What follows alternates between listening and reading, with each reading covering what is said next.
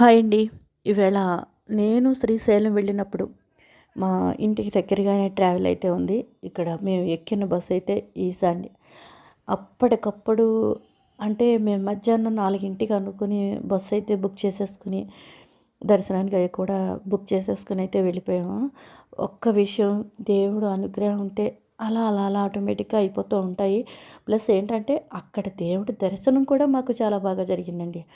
నాకు బస్ దిగిన వెంటనేను ఈ కుక్కపిల్ల అయితే కుక్క పిల్ల కాదు. కొంచెం పెద్ద కుక్కే కానీ అసలు మా ఆయన గారిని వదిలితే ఒట్టండి. ఎందుకో అనిపించింది. కాలభైరవుడు కదా!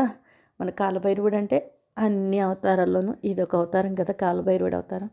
ఈ విధంగా దాంతో కాసేపు ఆడుకొని అయితే మేము వెళ్ళిపోయాం. ఇంకా త్రిపురాంతకం, శ్రీశైలం, ఆ తర్వాత విజయవాడ దర్శనం. అమ్మవారి దర్శనం అయితే కూడా చేసుకున్నాను.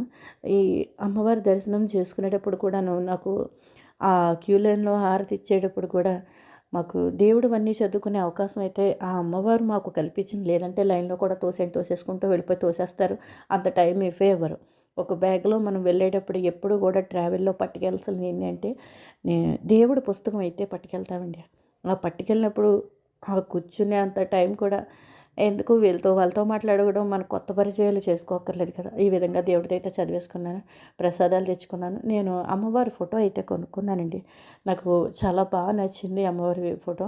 ఇంటికైతే తెచ్చుకున్నాను. ప్రసాదాలు ఇచ్చేటప్పుడు కూడా ఒక బాక్స్ మీద అమ్మవారివి గుడికి సంబంధించిన